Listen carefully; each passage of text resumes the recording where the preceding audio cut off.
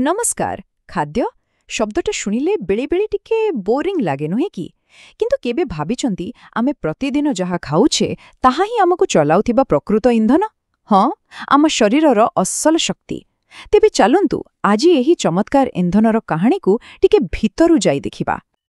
अच्छा केबे मनकु आसीछि जे आमे खाद्यर गोटिए गुंडा पाटीरे पकेबा परे प्रकृतरे भितरे कौन हुए एई जो यात्राटा पाटीरू पेट भितरकू सेटा केमिठी काम करे चलंतु आज सेई रोमांचकर यात्रार पर्दाफाश करिबा।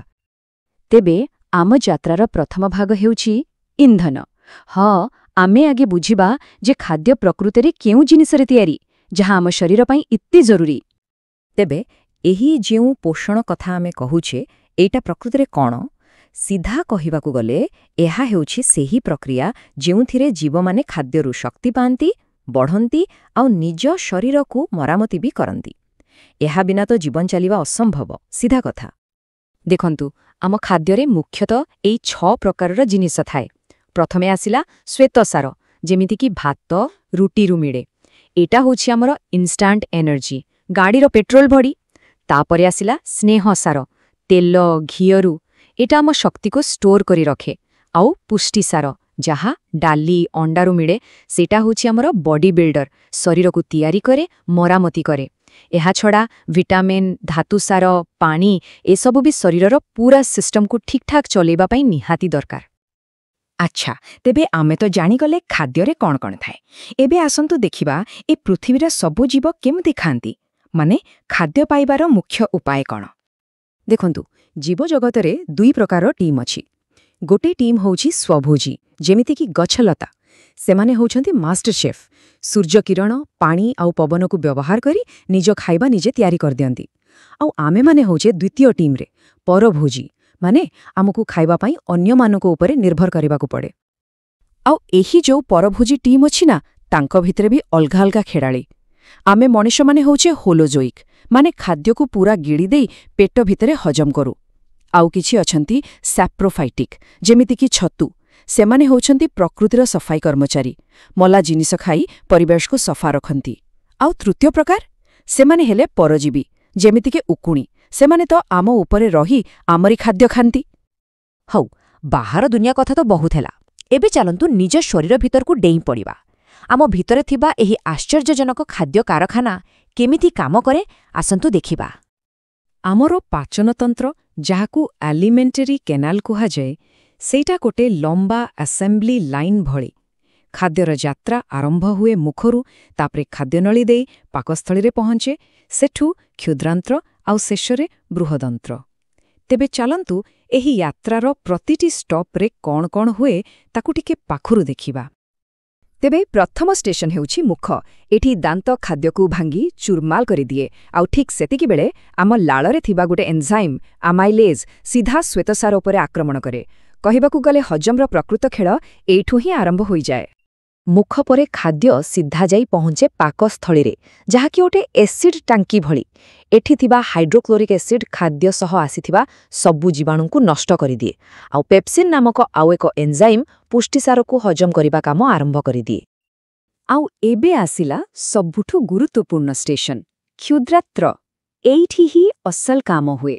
यकृतरू आसुथिबा पित्तरस स्नेहसार को भांगे आउ अन्य एंजाइम माने मिसी हजम प्रक्रिया को शेष करंती। आउ तापरे क्षुद्रांत्रर कांथरे थिबा छोटो छोटो विली एही सबु पोषक को शोषि नै सीधा रक्तरे मिशाई दिए। एइठु ही शरीर को प्रकृत शक्ति मिले। तेबे आम शरीर भितरर यात्रा तो सरिला एबे आसंतु शेष भागरे देखिबा एसबु जिंस आम प्रतिदिनर जीवन और स्वास्थ्य उपरि केमिति प्रभाव पकाए। तेबे एही जो जबरदस्त खाद्य कारखाना आम भितरे अछि ताकू ठीक रे चलेबा पई कोन दरकार। गोटिए ही उत्तर सुषम खाद्य। एहार माने हैला सबु प्रकारर पोषक तत्व को ठीक परिमाण ने खाइबा। आउ मने रखिबार कथा जे एही परिमाण समस्तंको पई समान नुहे। एहा बयस लिंग आउ की केते काम करूछि ता उपरे निर्भर करे। किंतु जदि एही इंधन ठीक रे न मिले तेबे कौन हुए। फलाफल बहुत भयंकर हुई पारे। विशेष करी पुष्टिसार और शक्तिर अभाव हेले अपुष्टि हुए। ଏହା ଏତେ ଗମ୍ଭୀର ଯେ ପିଲାମାନଙ୍କ କ୍ଷେତ୍ରରେ କ୍ୱାସିଅର୍କର ବା ମାରାସ୍ମସ୍ ଭଳି ରୋଗ ହୁଏ, ଯେଉଁଥିରେ ପେଟ ଫୁଲିଯାଏ କିମ୍ବା ଶରୀର ପୂରାପୂରି ଶୁଖିଯାଏ।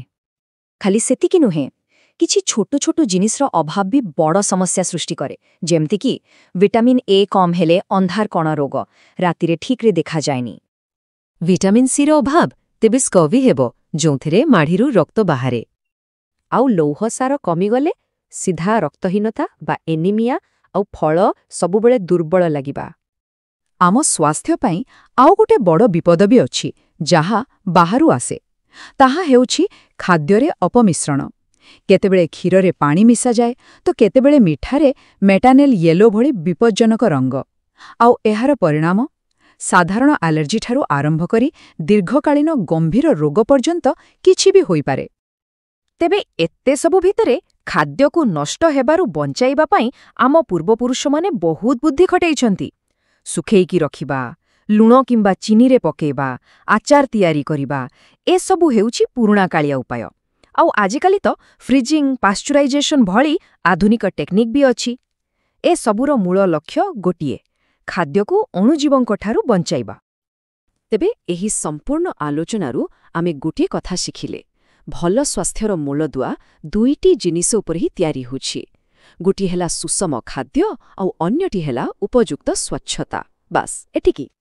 ଶେଷରେ ଗୋଟିଏ କଥା ଭାବିବାକୁ ଛାଡ଼ିଯାଉଛି। କୁହାଯାଏ ଆମ ଶରୀର ଆମେ ଶେଷରେ ଖାଇଥିବା ଖାଦ୍ୟରୁ ହିଁ ତିଆରି ହୁଏ। ତେବେ ପ୍ରଶ୍ନ ଉଠୁଛି, ଆଗାମୀକାଲି ପାଇଁ ଆମେ ନିଜ ଶରୀରକୁ କ'ଣ ଦେଇ ଗଢ଼ିବାକୁ ଯାଉଛେ?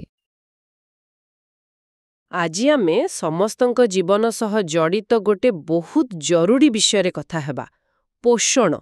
ମାନେ ଆମେ କାହିଁକି ଖାଉଛୁ ଆଉ ଖାଦ୍ୟ ଆମ ଶରୀରରେ କ'ଣ କରେ, ଏସବୁର ଉତ୍ତର ହିଁ ଏ ପୋଷଣ ଭିତରେ ଅଛି। ଏକଦମ ଠିକ୍ କଥା।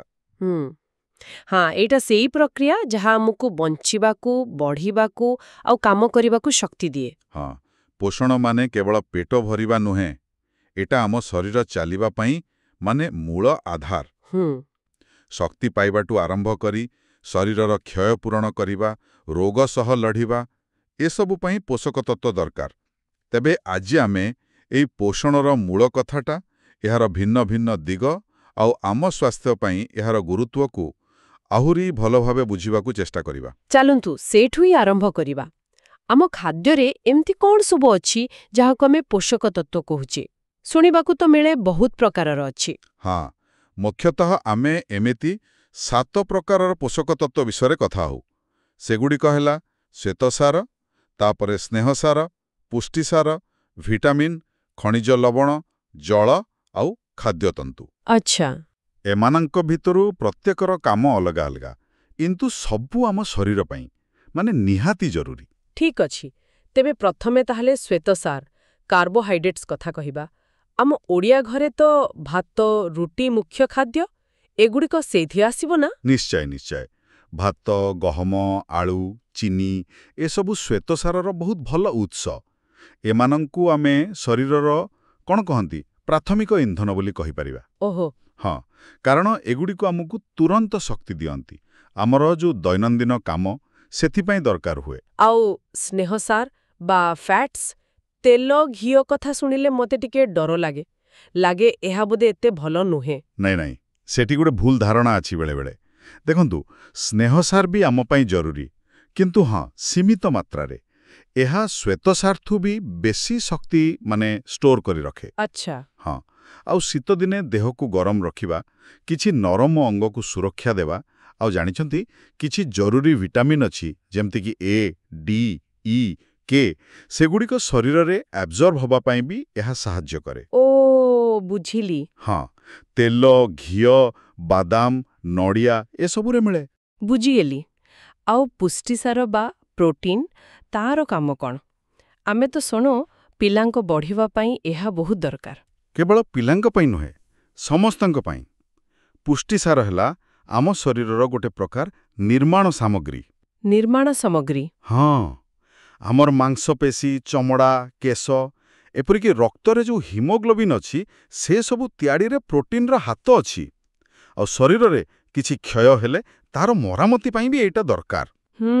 ଡାଲି, ସୋୟାବିନ୍, ଅଣ୍ଡା, ମାଛ, ମାଂସ, କ୍ଷୀର, ପନିର ଏସବୁରେ ପ୍ରୋଟିନ୍ ଭଲ ମାତ୍ରାରେ ଥାଏ। ଠିକ୍ ଅଛି। ଏହାପରେ ଆସିଲା ଭିଟାମିନ୍ ଆଉ ଖଣିଜ ଲବଣ। ଏଗୁଡ଼ିକ ତ ବହୁତ କମ୍ ପରିମାଣରେ ଦରକାର ହୁଏ ବୋଲି ଶୁଣିଛି। ହଁ, ପରିମାଣ ବହୁତ କମ୍ ଲାଗେ, କିନ୍ତୁ ଏଗୁଡ଼ିକର ଗୁରୁତ୍ୱ କିଛି କମ୍ ନୁହେଁ। ଏମାନଙ୍କୁ ଆମେ ଶରୀରର ସୁରକ୍ଷାକାରୀ ଆଉ ନିୟନ୍ତ୍ରକ କହିପାରିବା। ଆଚ୍ଛା। ଭିଟାମିନ୍ଗୁଡ଼ିକୁ କ'ଣ କରନ୍ତି ନା ଶରୀର ଭିତରେ ଯେତେ ସବୁ ରାସାୟନିକ କାମ ଚାଲିଛି ସେଗୁଡ଼ିକୁ ଠିକ୍ଠାକ୍ ଚଲାଇବାରେ ସାହାଯ୍ୟ କରନ୍ତି। ଯେମିତିକି ଭିଟାମିନ୍ ଏ ଆଖି ପାଇଁ ଭଲ, ବିଶେଷ କରି ରାତିରେ ଦେଖିବା ପାଇଁ। ହଁ, ଗାଜରରେ ଥାଏ। ହଁ, ଗାଜର, ପାଚିଲା ଆମ୍ବ, ଶାଗ ସେସବୁରେ ଭିଟାମିନ୍ ସି ଆମର ରୋଗ ପ୍ରତିରୋଧକ ଶକ୍ତି ବଢ଼ାଏ। ଲେମ୍ବୁ, ଅଳା। ଏକଦମ। ଲେମ୍ବୁ, ଅଣା, ପିଜୁଳି ଆଉ ଭିଟାମିନ୍ ଡି ହାଡ଼କୁ ମଜବୁତ କରେ। ସୂର୍ଯ୍ୟକିରଣରୁ ମିଳେ, କ୍ଷୀରରୁ ମିଳେ। ଆଉ ଖଣିଜ ଲବଣ, ଯେମିତି ଲୁହା, କ୍ୟାଲସିୟମ୍। ସେମିତି ହିଁ ଗୁରୁତ୍ୱପୂର୍ଣ୍ଣ। କ୍ୟାଲସିୟମ୍ ତ ହାଡ଼ ଆଉ ଦାନ୍ତ ପାଇଁ ନିହାତି ଦରକାର। ଲୌହ ବା ଆଇରନ୍ ରକ୍ତ ତିଆରି ପାଇଁ, ବିଶେଷ କରି ହିମୋଗ୍ଲୋବିନ୍ ପାଇଁ ଏକଦମ ଜରୁରୀ। ଆଉ ଆୟୋଡିନ୍ ଆମର ଯେଉଁ ଥାଇରଏଡ୍ ଗ୍ରନ୍ଥି ଅଛି ତାକୁ ଠିକ୍ ଭାବେ କାମ କରିବାରେ ସାହାଯ୍ୟ କରେ। ଏସବୁ ଆମକୁ ବିଭିନ୍ନ ପନିପରିବା, ଫଳ, କ୍ଷୀର, ମାଛ ଆଉ ଆୟୋଡିନ୍ ଯୁକ୍ତ ଲୁଣରୁ ମିଳିଯାଏ। ବାକି ରହିଲା ଜଳ ଆଉ ଖାଦ୍ୟତନ୍ତୁ। ପାଣିର କଥା ତ ଆମେ ସମସ୍ତେ ଜାଣୁ, କିନ୍ତୁ ଏ ଖାଦ୍ୟତନ୍ତୁ ବା ରଫେଜ୍, ଏଇଟା କ'ଣ ଜିନିଷ? ଦେଖନ୍ତୁ, ଜଳ ତ ଆମ ଶରୀରର ପ୍ରାୟ 70% ଭାଗ। ଏଇଟା ଆମ ଦେହର ତାପମାତ୍ରା ଠିକ୍ ରଖେ, ଖାଦ୍ୟ ହଜମରେ ସାହାଯ୍ୟ କରେ ଆଉ ପୋଷକ ତତ୍ତ୍ୱକୁ ଶରୀରର ସବୁଆଡ଼େ ପହଞ୍ଚାଏ। ହଁ। ଆଉ ରହିଲା ଖାଦ୍ୟତନ୍ତୁ। ଏଇଟା ମୁଖ୍ୟତଃ ଫଳ, ପନିପରିବା, ଚୋପା ସହିତ ଶସ୍ୟ ଏସବୁରୁ ଥାଏ। ଏଇଟା ନିଜେ ହଜମ ହୁଏନି, କିନ୍ତୁ ଏହା ଆମ ପାଚନ ନଳୀକୁ ସଫା ରଖିବାରେ ବହୁତ ସାହାଯ୍ୟ କରେ।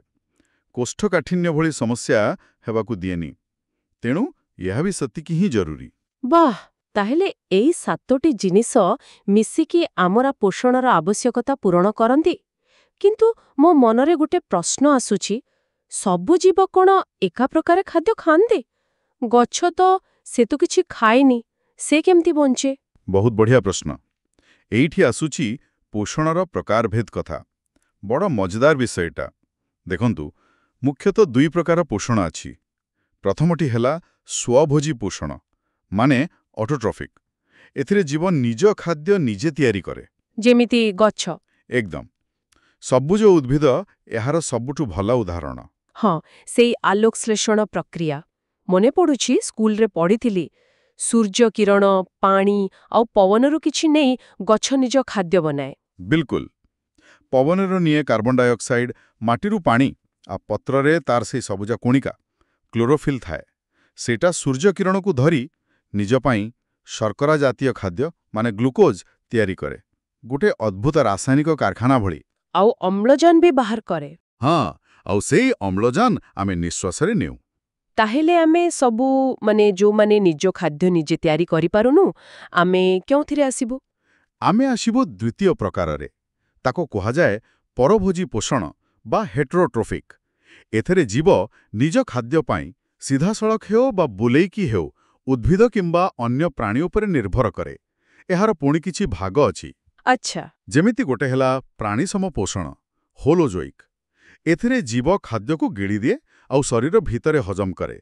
ମଣିଷ, ଗାଈ, ବାଘ, ଏପରିକି ସେଇ ଏକକୋଷୀ ଆମିବା ବି ଏହି ପ୍ରକାରର। ଏହାର 5ଟା ଷ୍ଟେପ୍ ଥାଏ: ଖାଦ୍ୟ ଗ୍ରହଣ, ତାପରେ ହଜମ, ଶୋଷଣ, ଆତ୍ମୀକରଣ ମାନେ ଶରୀରରେ ଲାଗିବା, ଆଉ ଶେଷରେ ମଳତ୍ୟାଗ। ଓହୋ, ଆଉ କି ପ୍ରକାର ଅଛି? ଆଉ ଗୋଟେ ହେଲା ମୃତୋପଜୀବୀ ପୋଷଣ, ସାପ୍ରୋଫିଟିକ୍। ଏହି ଜୀବମାନେ ମଲା ଆଉ ପଚାସଢ଼ା ଜିନିଷରୁ ନିଜ ଖାଦ୍ୟ ନିଅନ୍ତି, ଯେମିତି ଛତୁ। ହଁ, ଛତୁ। ହଁ, କିମ୍ବା କିଛି ବ୍ୟାକ୍ଟେରିଆ। ସେମାନେ କ'ଣ କରନ୍ତି, ନିଜ ଦେହରୁ ପାଚକ ରସ ବାହାରକୁ ଛାଡ଼ି ଖାଦ୍ୟକୁ ସରଳ କରିଦିଅନ୍ତି, ତାପରେ ତାକୁ ଶୋଷି ନିଅନ୍ତି। ଆଉ ଜାଣିଛନ୍ତି, ପରିବେଶ ସଫା ରଖିବାରେ ଏମାନଙ୍କର ବଡ଼ ଭୂମିକା। ଆଚ୍ଛା। ଆଉ ଗୋଟେ ପ୍ରକାର ଅଛି ପରଜୀବୀ ପୋଷଣ, ପାରାସିଟିକ୍। ଏମାନେ ହେଲେ କ'ଣ କହନ୍ତି, ଅନ୍ୟ ଗୋଟେ ଜୀବନ୍ତ ଜୀବ ଦେହରେ ରହିବେ କିମ୍ବା ତା ଉପରେ ରହିବେ, ଆଉ ତାଠୁ ଖାଦ୍ୟ ଶୋଷିବେ। ଆଉ ତାର କ୍ଷତି କରିବେ। ଏକଦମ। ଯେମିତି ଆମ ମୁଣ୍ଡର ଉକୁଣି, ପେଟର କୃମି କିମ୍ବା ମ୍ୟାଲେରିଆ କରୁଥିବା ସେଇ ପ୍ଲାସ୍ମୋଡିୟମ୍। ବାପରେ, ପୋଷଣ ପାଇବା ପାଇଁ ବି କେତେ ରକମର ବାଟ। ଏବେ ଆସିବା ଆମ ନିଜ କଥାକୁ। ମଣିଷ ଶରୀରରେ ଏ ଖାଦ୍ୟ ହଜମ ହୁଏ କେମିତି? ଏଇଟା ତ ଗୋଟେ ବଡ଼ ଜଟିଳ ପ୍ରକ୍ରିୟା ଭଳି ଲାଗୁଛି। ଜଟିଳ ତ, କିନ୍ତୁ ଖୁବ୍ ସିଷ୍ଟମେଟିକ୍। ଆମ ପାଚନତନ୍ତ୍ର ଗୋଟେ ଲମ୍ବା ନଳୀ ଭଳି, ପାଟିରୁ ଆରମ୍ଭ ଆଉ ମଳଦ୍ୱାରରେ ଶେଷ। ଏଇ ଯାତ୍ରାରେ ଖାଦ୍ୟ ବିଭିନ୍ନ ଅଙ୍ଗ ଦେଇଯାଏ, ପାଟି, ଗ୍ରାସନଳୀ, ପାକସ୍ଥଳୀ, ତାପରେ କ୍ଷୁଦ୍ରାନ୍ତ୍ର, ବୃହଦନ୍ତ୍ର, ଆଉ ପ୍ରତିଟି ଜାଗାରେ ଖାଦ୍ୟ ଉପରେ କିଛି ନା କିଛି କାମ ହୁଏ। ପାଟିରେ ତ ଆମେ ଖାଲି ଚବାଉ, ସେଇଠୁ କ'ଣ ହଜମ ଆରମ୍ଭ ହୋଇଯାଏ? ନିଶ୍ଚୟ, ଦାନ୍ତ ଖାଦ୍ୟକୁ ଛୋଟ ଛୋଟ କରିଦିଏ, ତ ଗିଳିବା ସହଜ ହୁଏ ଆଉ ପାଚକ ରସ ବି ସହଜରେ ମିଶିପାରେ। ଆଉ ଆମ ଲାଳରେ ଗୋଟେ ଏନ୍ଜାଇମ୍ ଥାଏ, ସାଲିଭରି ଆମିଲେଜ୍। ସେଟା ଶ୍ୱେତସାରକୁ ହଜମ କରିବା ଆରମ୍ଭ କରିଦିଏ। ଓ, ସେଇଥିପାଇଁ ବୋଧେ ରୁଟି ବା ଭାତକୁ ବେଶୀ ଚବାଇଲେ ଟିକେ ମିଠା ଲାଗେ। ଏକଦମ ସେଇଥିପାଇଁ। ଆଚ୍ଛା, ତାପରେ ଖାଦ୍ୟ ଗଲା ପାକସ୍ଥଳୀକୁ, ଷ୍ଟମକକୁ। ସେଠି କ'ଣ ହୁଏ? ଶୁଣିଛି ସେଠି ଏସିଡ୍ ଥାଏ। ହଁ, ପାକସ୍ଥଳୀ କାନ୍ଥରୁ ହାଇଡ୍ରୋକ୍ଲୋରିକ୍ ଏସିଡ୍ ବାହାରେ। ଏହାର ମୁଖ୍ୟତଃ ଦୁଇଟା କାମ। ଗୋଟେ ହେଲା ଖାଦ୍ୟ ସାଙ୍ଗରେ ଯଦି କିଛି ଜୀବାଣୁ ଆସିଥାଏ ତାକୁ ମାରିବା, ଆଉ ଦ୍ୱିତୀୟ କାମ ହେଲା ପେପ୍ସିନ୍ ବୋଲି ଆଉ ଗୋଟେ ଏନ୍ଜାଇମ୍ ଅଛି, ତାକୁ କାମ କରିବା ପାଇଁ ଠିକ୍ ପରିବେଶ ଦେବା। ଏଇ ପେପ୍ସିନ୍ ହିଁ ପୁଷ୍ଟିସାର ବା ପ୍ରୋଟିନ୍କୁ ହଜମ କରିବା ଆରମ୍ଭ କରେ। ଠିକ୍ ଅଛି। ପାକସ୍ଥଳୀ ପରେ ଖାଦ୍ୟ କୁଆଡ଼େ ଯାଏ? ଏହାପରେ ଖାଦ୍ୟ ଯାଏ କ୍ଷୁଦ୍ରାନ୍ତକୁ, ସ୍ମଲ୍ ଇଣ୍ଟେଷ୍ଟାଇନ୍। ଏଇଟା ଆମ ପାଚନନଳୀର ସବୁଠୁ ଲମ୍ବା ଅଂଶ ଆଉ ହଜମ କାମର ମେନ୍ ସେଣ୍ଟର କହିଲେ ଚଳେ। ଆଚ୍ଛା। ଏଠିକି 3ଟି ଜାଗାରୁ ପାଚକ ରସ ଆସି ମିଶେ। ଯକୃତ ବା ଲିଭରରୁ ଆସେ ପିତ୍ତରସ, ବାଇଲ୍। ଏଇଟା ସ୍ନେହସାରକୁ ଛୋଟ ଛୋଟ କରିଦିଏ। ଅଗ୍ନ୍ୟାଶୟ ବା ପ୍ୟାଙ୍କ୍ରିଆସରୁ ଗୋଟେ ବହୁତ ଶକ୍ତିଶାଳୀ ରସ ଆସେ, ଯୋଉଥିରେ ଶ୍ୱେତସାର, ପୁଷ୍ଟିସାର, ସ୍ନେହସାର ତିନିଟାକୁ ହଜମ କରିବା ପାଇଁ ଏନ୍ଜାଇମ୍ ଥାଏ। ଆଉ କ୍ଷୁଦ୍ରାନ୍ତ ନିଜେ ବି କିଛି ଏନ୍ଜାଇମ୍ ତିଆରି କରେ। ବାଃ, ତାହେଲେ ଏଇଠି ହଜମ କାମଟା ପ୍ରାୟ ଶେଷ ହୋଇଯାଏ। ଆଉ ଏଇ ହଜମ ହେବା ପରେ ସେ ପୋଷକ ତତ୍ତ୍ୱ ଶରୀର ଭିତରକୁ ଯାଏ କେମିତି? ଏକଦମ ଠିକ୍ ପଚାରିଲେ। କ୍ଷୁଦ୍ରାନ୍ତରେ ହଜମ ଶେଷ ହେବା ସହ ଶୋଷଣ କାମ ବି ହୁଏ। କ୍ଷୁଦ୍ରାନ୍ତର ଭିତର କାନ୍ଥରେ ଜାଣିଛନ୍ତି କୋଟି କୋଟି ଆଙ୍ଗୁଠି ଭଳି ସରୁ ସରୁ ଷ୍ଟ୍ରକ୍ଚର ଥାଏ, ତାକୁ କହନ୍ତି ଭିଲି। ଭିଲି? ହଁ, ଭିଲି। ଏଗୁଡ଼ିକ ଗୋଟେ ବଡ଼ ସ୍ପଞ୍ଜ ଭଳି। ଏମାନେ ସେଇ ହଜମ ହୋଇ ସରଳ ହୋଇଯାଇଥିବା ପୋଷକ ତତ୍ତ୍ୱକୁ, ଯେମିତି ଗ୍ଲୁକୋଜ୍, ଆମିନୋ ଆସିଡ୍, ଏସବୁକୁ ରକ୍ତ ଭିତରକୁ ଶୋଷି ନିଅନ୍ତି। ଆଉ ଏ ଭିଲି ଯୋଗୁଁ ଶୋଷଣ ପାଇଁ ବହୁତ ବଡ଼ ସର୍ଫେସ୍ ଏରିଆ ମିଳିଯାଏ। ବାଃ, ଏହା ତ ବାସ୍ତବିକ ଗୋଟେ ଅଦ୍ଭୁତ ବ୍ୟବସ୍ଥା। ତାପରେ ଯାହା ବଳକା ରହିଲା, ଯାହା ହଜମ ହେଲାନି, ତାର କ'ଣ ହୁଏ? ଯୋଉ ଅପାଚିତ ଅଂଶ ରହିଗଲା ସେଇଟା ଯାଏ ବୃହଦନ୍ତ୍ରକୁ, ଲାର୍ଜ ଇଣ୍ଟେଷ୍ଟାଇନ୍। ଏଠି ମୁଖ୍ୟତଃ ବଳକା ପାଣି ଶୋଷିତ ହୋଇଯାଏ, ଆଉ ବାକି ବର୍ଜ୍ୟବସ୍ତୁ କଠିନ ହୋଇ ମଳ ଆକାରରେ ଜମା ହୁଏ। ଶେଷରେ ମଳଦ୍ୱାର ବାଟେ ଶରୀରରୁ ବାହାରିଯାଏ। ଏମିତି ଭାବରେ ସେଇ ପାଟିର ଆରମ୍ଭ ହୋଇଥିବା ଖାଦ୍ୟର ଯାତ୍ରାଟା ଶେଷ ହୁଏ। ପୁରା ପ୍ରକ୍ରିୟାଟା ବୁଝିଗଲା ପରେ ଲାଗୁଛି ଆମ ଶରୀର ଗୋଟେ କେତେ ବଡ଼ ଆଉ କେତେ ସଫିଷ୍ଟିକେଟେଡ୍ କାରଖାନା। ତାହେଲେ ଏତେ ସବୁ ଜାଣିଲା ପରେ ମୁଖ୍ୟ ପ୍ରଶ୍ନ ହେଲା, ଆମେ କ'ଣ ଖାଇବା ଉଚିତ, ଯାହାଦ୍ୱାରା ଏସବୁ ପ୍ରକ୍ରିୟା ଠିକ୍ଠାକ୍ ଚାଲିବ? ସେ ସୁଷମ ଖାଦ୍ୟ କଥା ଆସୁଛି ଏବେ ମନକୁ। ହଁ, ସୁଷମ ଖାଦ୍ୟ ବା ବ୍ୟାଲେନ୍ସ ଡାଇଟ୍। ଏହାର ଅର୍ଥ ହେଉଛି ଏମିତି ଗୋଟେ ଖାଦ୍ୟ ଯେଉଁଥିରେ ଆମେ ଯେଉଁ ସବୁ ପୋଷକ ତତ୍ତ୍ୱ କଥା କହିଲେ, ଶ୍ୱେତସାର, ପୁଷ୍ଟିସାର, ସ୍ନେହସାର, ଭିଟାମିନ୍, ଖଣିଜ ଲବଣ, ଜଳ ଆଉ ଖାଦ୍ୟତନ୍ତୁ, ସବୁଗୁଡ଼ିକ ଆମ ଶରୀରର ଆବଶ୍ୟକତା ଅନୁସାରେ ଠିକ୍ ପରିମାଣରେ ଆଉ ଠିକ୍ ଅନୁପାତରେ ଥିବ। ମାନେ କିଛି ଦେଶୀ ନୁହେଁ କି କିଛି କମ୍ ନୁହେଁ। ଏକଦମ। କିନ୍ତୁ କାହା ପାଇଁ କେତେ ଦରକାର ସେଇଟା କେମିତି ଜଣାପଡ଼ିବ? ସମସ୍ତଙ୍କ ପାଇଁ ତ ନିଶ୍ଚୟ ସମାନ ହୋଇନଥିବ। ନାଇଁ, ବିଲକୁଲ ମୁଲେ। ଏଇଟା ଦେଖନ୍ତୁ, ବ୍ୟକ୍ତିର ବୟସ ଉପରେ ନିର୍ଭର କରେ। ସେ ପୁରୁଷ ନା ମହିଳା, ସେ କେତେ ପରିଶ୍ରମ କରନ୍ତି। ଜଣେ ଅଫିସରେ ବସି କାମ କରୁଥିବା ଲୋକ ଆଉ ଜଣେ ଦିନମଜୁରିଆଙ୍କ ଶକ୍ତିର ଆବଶ୍ୟକତା ତ ଅଲଗା ହବ। ହଁ, ଠିକ୍ କଥା। ଆଉ ତାଙ୍କ ସ୍ୱାସ୍ଥ୍ୟର ଅବସ୍ଥା କେମିତି ଅଛି ତା ଉପରେ ବି ନିର୍ଭର କରେ। କିନ୍ତୁ ସାଧାରଣ ଭାବେ କହିଲେ ଆମ ଖାଦ୍ୟରେ ଭେରାଇଟି ରହିବା ଦରକାର, ବିବିଧତା। ଯେମିତି ଆମ ପାରମ୍ପରିକ ଓଡ଼ିଆ ଥାଳି, ଭାତ ଶ୍ୱେତସାର, ଡାଲି କିମ୍ବା ମାଛ ପୁଷ୍ଟିସାର, ଭିନ୍ନ ଭିନ୍ନ ପ୍ରକାରର ଶାଗ, ପରିବା ତରକାରୀ, ଭିଟାମିନ୍, ଖଣିଜ, ତନ୍ତୁ, ଦହି, ସାଲାଡ, କିଛି ଫଳ। ଏଟା ସୁଷମ ଖାଦ୍ୟର ଗୋଟେ ଭଲ ଉଦାହରଣ ହୋଇପାରେ। ଆଉ ଯଦି ଏ ସୁଷମ ଖାଦ୍ୟ ନ ମିଳେ, ଯଦି କୌଣସି ପୋଷକର ଅଭାବ ରହିଯାଏ, ତେବେ କ'ଣ ହୁଏ? ସେତେବେଳେ ଯେଉଁ ସମସ୍ୟା ହୁଏ ତାକୁ କୁହାଯାଏ ଅପପୁଷ୍ଟି ବା ମାଲନ୍ୟୁଟ୍ରିସନ୍। ଆଉ ଗୋଟେ କଥା ମନେ ରଖିବେ, ଏହା କେବଳ ଖାଦ୍ୟ କମ୍ ଖାଇବା ଯୋଗୁଁ ହୁଏନି, ଭୁଲ ପ୍ରକାରର ଖାଦ୍ୟ ଖାଇବା ଦ୍ୱାରା ବି ହୋଇପାରେ। ହୁଏତ ପେଟ ପୁରା ଖାଉଛନ୍ତି କିନ୍ତୁ ସେଥିରେ ଜରୁରୀ ପୋଷକ ନାହିଁ। ଆଚ୍ଛା। ଆଉ ଏହା ବିଶେଷ କରି ବଢ଼ୁଥିବା ପିଲାଙ୍କ ପାଇଁ ବହୁତ ବହୁତ ବିପଦଜନକ। କି ପ୍ରକାର ବିପଦ? କ'ଣ ସବୁ ରୋଗ ହୋଇପାରେ ଏହା ଦ୍ୱାରା? ଯଦି ପିଲାଙ୍କ ଖାଦ୍ୟରେ ପୁଷ୍ଟିସାର, ପ୍ରୋଟିନ୍ ଆଉ ଶକ୍ତି କାଲୋରୀ ଉଭୟର ବହୁତ ବେଶୀ ଅଭାବ ରୁହେ, ତେବେ ଦୁଇଟା ବହୁତ ଗମ୍ଭୀର ରୋଗ ହୋଇପାରେ। ଗୋଟେ ହେଲା କ୍ୱାସିୟରକର ଆଉ ଅନ୍ୟଟି ମାରାସ୍ମସ୍। ଏ ନାଁଗୁଡ଼ିକ ତ ବଡ଼ ଅଜବ ଶୁଭୁଛି। ହଁ, କିନ୍ତୁ ରୋଗଗୁଡ଼ିକ ବହୁତ କଷ୍ଟଦାୟକ। କ୍ୱାସିୟରକରରେ କ'ଣ ହୁଏ? ପିଲାର ପେଟଟା ବେଲୁନ୍ ଭଳି ଫୁଲିଯାଏ, କିନ୍ତୁ ହାତ ଗୋଡ଼ ପୁରା ସରୁ ଥାଏ, ଚୁଟି ଝଡ଼େ, ବଢ଼ିବା ବନ୍ଦ ହୋଇଯାଏ। ଆଉ ମାରାସ୍ମସ୍ରେ?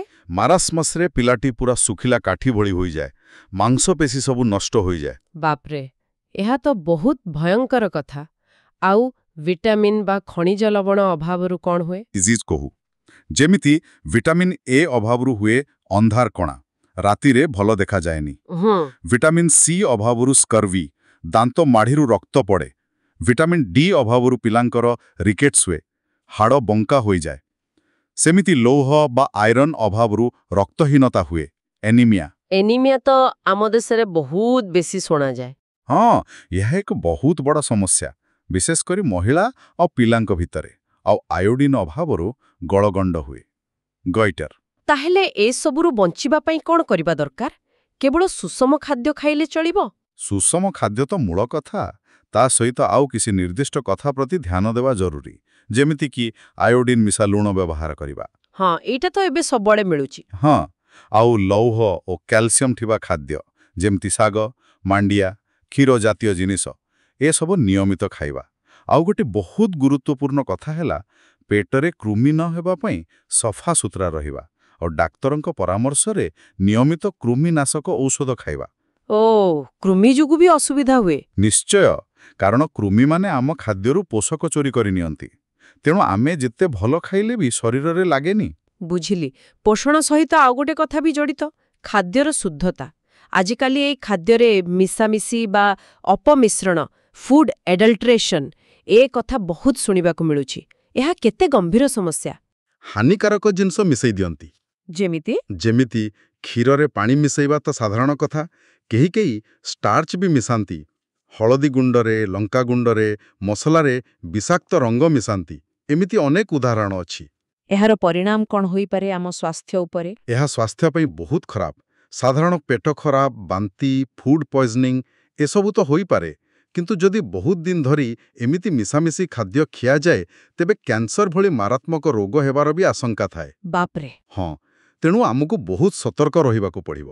ଯେତେ ସମ୍ଭବ ବିଶ୍ୱାସଯୋଗ୍ୟ ଦୋକାନରୁ କିଣିବା। ପ୍ୟାକେଟ୍ ଜିନିଷ କିଣିଲେ FSSAI ଭଳି ଯେଉଁ ମାନକ ଚିହ୍ନ ଥାଏ, ସେଇଟା ଦେଖିବା। ଆଉ ବଜାରରେ ଖୋଲାରେ ବିକ୍ରି ହେଉଥିବା ଅତ୍ୟଧିକ ରଙ୍ଗୀନ ଦେଖାଯାଉଥିବା ଜିନିଷ ପ୍ରତି ଟିକେ ସାବଧାନ ରହିବା ଭଲ। ଠିକ୍। ଆଉ ଦେଖନ୍ତୁ, ଖାଦ୍ୟକୁ ଅପମିଶ୍ରଣରୁ ବଞ୍ଚାଇବା ସାଙ୍ଗେ ସାଙ୍ଗେ ତାକୁ ନଷ୍ଟ ହେବାରୁ ବଞ୍ଚାଇବା ବି ଜରୁରୀ। ଏଥିପାଇଁ ବିଭିନ୍ନ ଖାଦ୍ୟ ସଂରକ୍ଷଣ ପଦ୍ଧତି ଅଛି, ଫୁଡ୍ ପ୍ରିଜର୍ଭେସନ୍ ମେଥଡ୍ସ। ଏହାଦ୍ୱାରା ଖାଦ୍ୟକୁ ବେଶୀ ଦିନ ଭଲ ରଖାଯାଇପାରେ।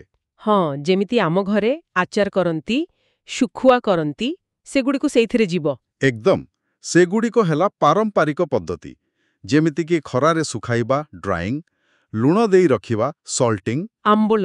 ହଁ, ଆମ୍ବୁଲ, ଚିନି ପାଗ କରିବା, ସୁଗରିଂ, ଯେମିତି ଜ୍ୟାମ୍, ଜେଲି, ଆଚାର ତିଆରି ପିକ୍ଲିଂରେ ତେଲ, ଲୁଣ, ମସଲା ବ୍ୟବହାର ହୁଏ।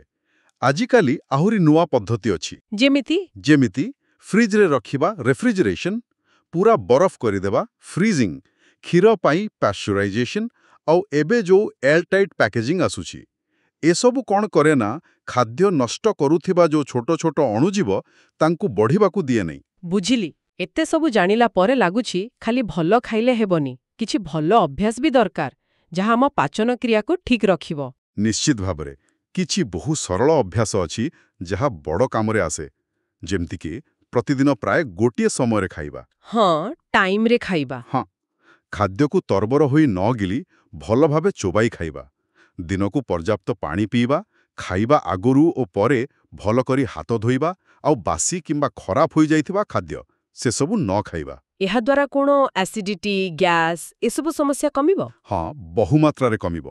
ଏହା ସହିତ ଆଉ କିଛି କଥା ବି ଅଛି, ଯେମିତି ଅଧିକ ତେଲ ମସଲା ଖାଦ୍ୟ ଟିକେ କମ୍ କରିବା, ରାତିରେ ଶୋଇବାର ଅନ୍ତତଃ 2 ଘଣ୍ଟା ପୂର୍ବରୁ ଖାଇଦେବା, ନିୟମିତ କିଛି ବ୍ୟାୟାମ କରିବା ଏବଂ ପର୍ଯ୍ୟାପ୍ତ ବିଶ୍ରାମ ନେବା ଏସବୁ ଆମ ପାଚନତନ୍ତ୍ରକୁ ସୁସ୍ଥ ରଖିବାରେ ବହୁତ ସାହାଯ୍ୟ କରେ। ତେବେ ଏଇ ଯେଉଁ ଆମେ ଏତେ ସମୟ ଧରି ଆଲୋଚନା କଲେ, ଏଥିରୁ ମୁଖ୍ୟ କଥା କ'ଣ ବାହାରିଲା? What's the core message here? ମୋତେ ଲାଗୁଛି କିଛି ମୁଖ୍ୟ କଥା ଯାହା ମନେ ରଖିବା ଭଳି।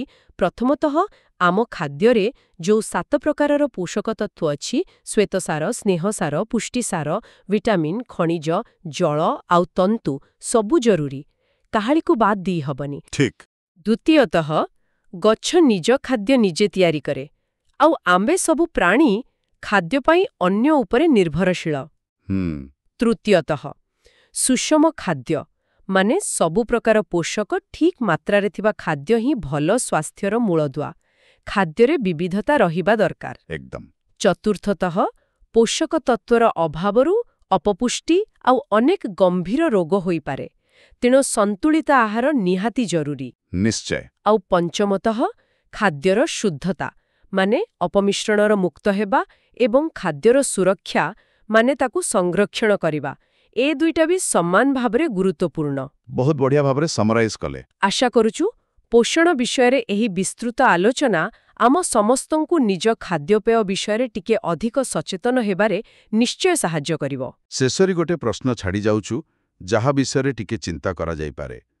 ଆମର ଯେଉଁ ପାରମ୍ପରିକ ଖାଦ୍ୟ ପ୍ରଣାଳୀ ଅଛି, ଯାହା ଆମେ ବାପା ଅଜା ଅମଳରୁ ଖାଇ ଆସୁଛୁ, ତାହା ଆଜିକାର ଏଇ ଯେଉଁ ବ୍ୟସ୍ତବହୁଳ ଦ୍ରୁତ ଜୀବନଶୈଳୀ, ଏ ଭିତରେ ଆମ ପୋଷଣର ଆବଶ୍ୟକତାକୁ କେତେଦୂର ପୂରଣ କରିପାରୁଛି? କେଉଁଠି ଆମେ ହୁଏତ ପଛରେ ପଡ଼ିଯାଉଛୁ?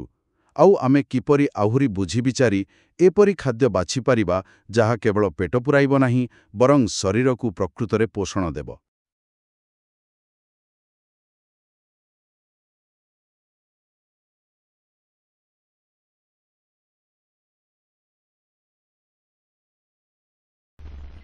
ପିଲାମାନେ, ଏପର୍ଯ୍ୟନ୍ତ ତୁମେ ଯେଉଁ ପୋଷଣ ଟପିକଟି ଅଛି, ପୋଷଣ ଉପରେ ତୁମେ ବିସ୍ତୃତ ଭାବରେ ଆଲୋଚନା ଅଡ଼ିଓ ଭିଡ଼ିଓ ଦେଖିଲ। ଏବେ ଆମେ ଦେଖିବା ପରୀକ୍ଷା ପାଇଁ କେମିତି ଆମେ ପ୍ରସ୍ତୁତ ହେବା। କାହିଁକିନା ଆମର ମୂଳ ଲକ୍ଷ୍ୟ ହେଲା ପରୀକ୍ଷାରେ କିପରି ଭଲ ପ୍ରଦର୍ଶନ କରିବା। ତେଣୁ ପୋଷଣ ଟପିକ ଉପରେ ଯେତେବେଳେ ନୋଟଟିଏ ଆମେ ପ୍ରସ୍ତୁତ କରିବା, ପରୀକ୍ଷା ପାଇଁ ଆମେ ଯେଉଁ ନିଜସ୍ୱ ଗୋଟେ ନୋଟ୍ ତିଆରି କରିବା, ସେତେବେଳେ କେଉଁ କେଉଁ ଦିଗ ପ୍ରତି ଆମେ ଧ୍ୟାନ ଦେବା। ଦେଖ, ଏଇ ଟପିକରେ ଯେଉଁ ପାଠ ଆମେ ଶୁଣିଲେ, ବୁଝିଲେ, ଦେଖିଲେ, ତ ନୋଟ୍ ତିଆରି କଲାବେଳେ ଆମେ ଏଇ ଯେଉଁ ପଏଣ୍ଟ ଗୁଡ଼ାକ ମୁଁ କହୁଛି ତା ଉପରେ ଧ୍ୟାନ ଦେବା ଜରୁରୀ ଅଛି।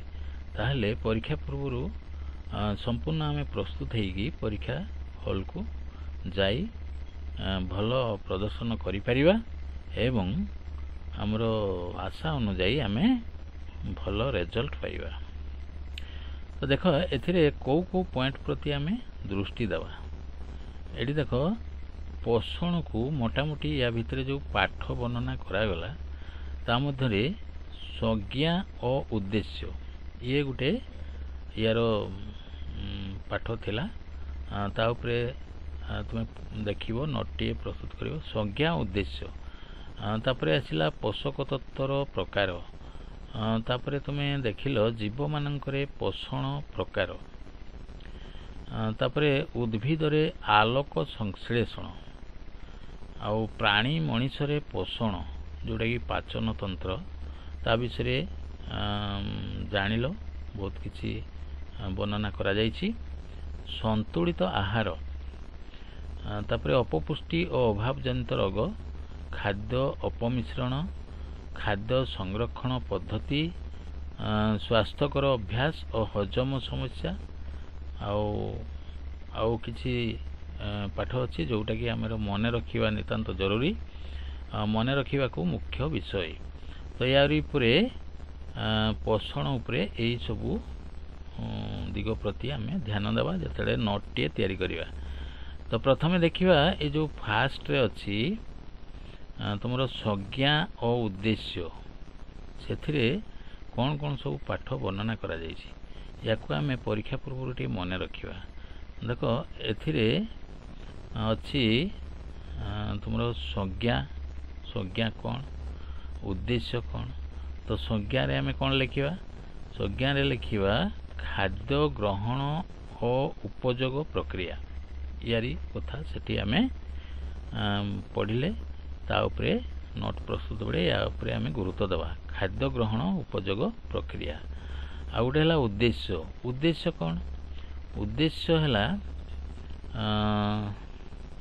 शरीर शक्ति जगाए तो पोषण हमको कौन जगाए शक्ति जगाए शरीर वृद्धि करिवारे सहायक हुए कल्पना मरामती करिथाए हमर जो अंग प्रत्यंगर कौन सी दुर्घटना जनित बा क्षयक्षति हुए आघात प्राप्त हुए ताकू कल्पना मरामती करिवारे सहायक होइथाए एटा गोटे उद्देश्य मरामती करिवो पोषण जदि ठीक थो ताले मरामती हबो रोग प्रतिरोधक शक्ति बढ़िवो शरीर कार्य नियंत्रण ए सब दिग प्रति आमे दृष्टि देवा जेतेले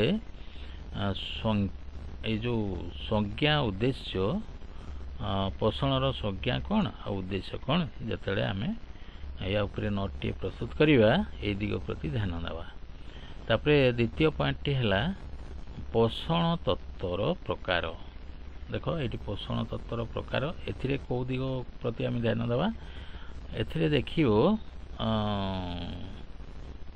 कौन कौन अच्छी कार्बोहाइड्रेट पोषक तत्व केते प्रकार गोटे है कार्बोहाइड्रेट आउ फैट बा लिपिड ताकू कहउची प्रोटीन विटामिन मिनरल जल और रफेज यही सबू जिनस आसो कौथिरे ना पोषक तत्वर प्रकार रे तो प्रथमे देखिवा कार्बोहाइड्रेट एथिरे आमे को जिनस पढ़िले देखो एथिरे अच्छी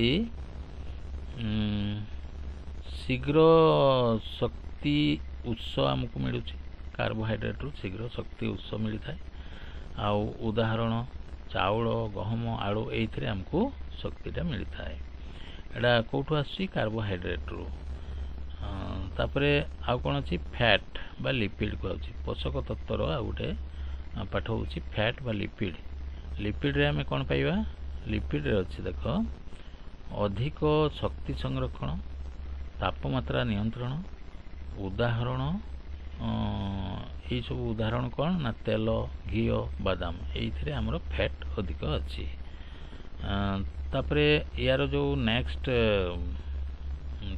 ये जो पॉइंट अच्छी कौन ना पोषक तत्व वर्णना करने आम देखा प्रोटीन प्रोटीन रे कौन अच्छी प्रोटीन रे अच्छी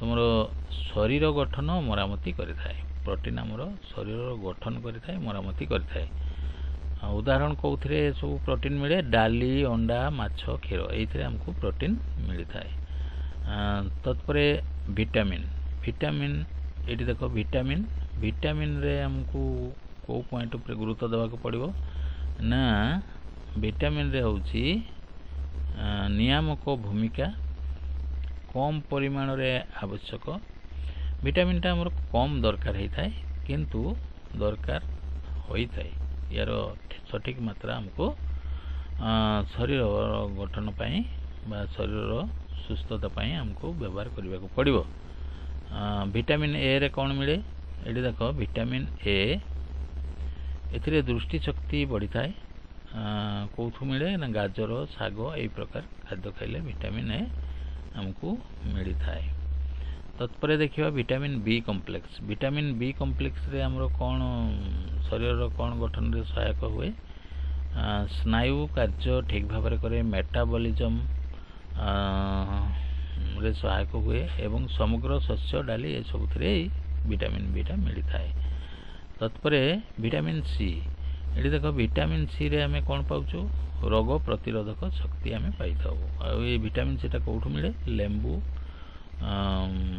लेंबू आमला कमला इत्यादि जिनस जो फल आमे विटामिन सी पाई थाउ तापरे विटामिन डी होची हाड़ स्वास्थ्य रखिबारे सहायता करे एवं यार उपादान कौठी मिले क्षीर सूर्यालोक इत्यादि मिलता है तापर विटामिन केटा हूँ रक्त जमाट बांधिबारे साहाय्य करे पत्रपूर्ण पनीपरिया इत्यादि विटामिन केटा आमे पाई थाउ। तो पिला माने आमे देखिले विटामिन संबंध रे एई पॉइंट उपरे आमे गुरुत्व देबा जतले आमे परीक्षा पई गोटे नोट तैयारी करबा। नोटटा काहे की करबा ना पूर्व प्रस्तुति नहेले आमे परीक्षा रे हमर लक्ष्य अनुसार सफलता पाई पारिबानी, तेणु नोट उपरे जोर देवा दरकार।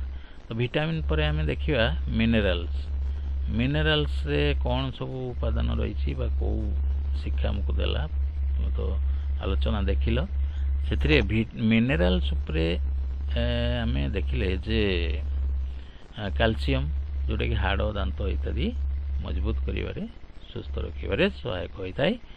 आउ फॉस्फोरस मध्य हाड़ गठन रे सहायता करे।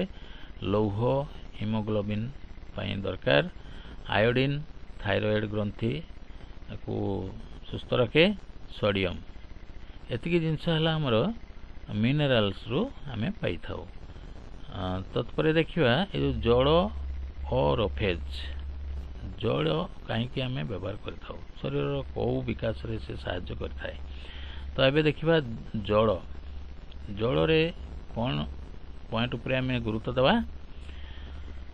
जल रे पदार्थ परिवहन पदार्थ आमे जहाँ खाद्य खाऊछु हजम होला परे शरीर विभिन्न अंग को पहुँचाई थाए किए जल। तेणु जल आमर नितांत जरूरी अत्यावश्यक।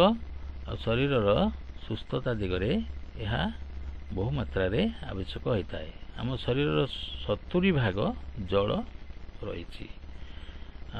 तापरे हजम क्रिया रे मध्य जल सहायता करे। तापमात्रा नियंत्रण रे सहायता करे। शरीर उत्ताप को ठीक नियंत्रण रखे। कोष्ठकाठिन्य निवारण आमर मल को